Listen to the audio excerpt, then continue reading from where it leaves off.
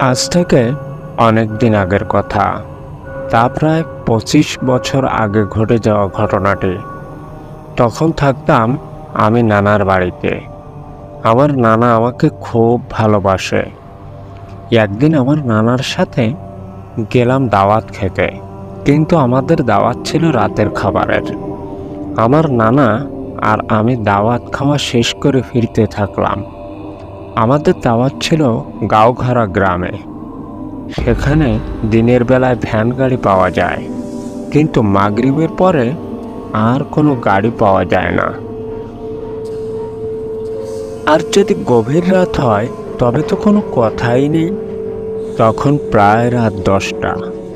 আমরা ফিরতে লাগলাম পায়ে হেঁটে। যখন আমরা গজেন্দ্রপুর একটি গ্রামে প্রবেশ করলাম, গ্রামটি বেশ বাগানপনা। আমরা সেই বাগানের রাস্তা দিয়ে হাঁটতে থাকলাম। আমাদের সাথে ছিল একটি হারিকেন। আমরা চলতে চলতে হাঁটতে থাকলাম। হঠাৎ মনে হলো আমাদের সাথে কেউ যেন হাঁটছে।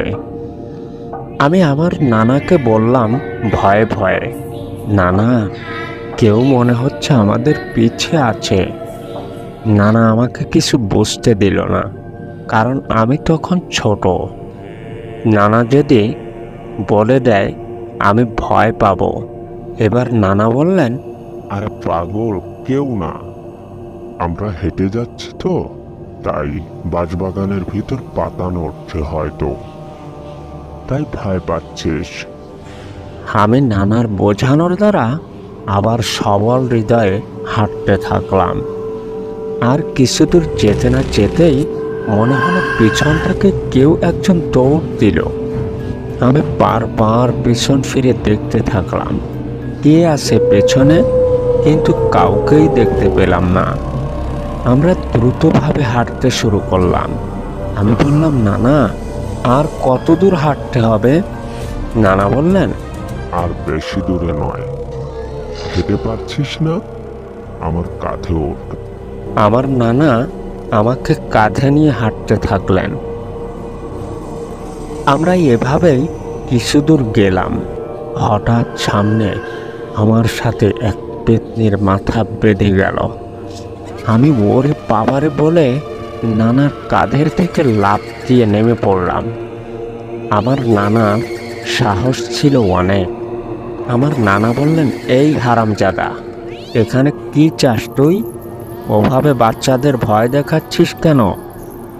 তখন ওই পেতনিটি হেসে বলল, এই ছোট মানুষ আমার ভালো লাগে, দিয়ে যা না ওকে আমার কাছে।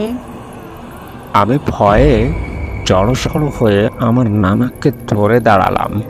আমার নানা আবার মসজিদের মুয়াজ্জিন ছিলেন, আমার বাড়ির পাশের মসজিদের। ইমাম সাহেবের কাছে শুনেছিলেন ভয়ঙ্কর কিছু দেখলে তাকে তাড়ানোর দোয়া।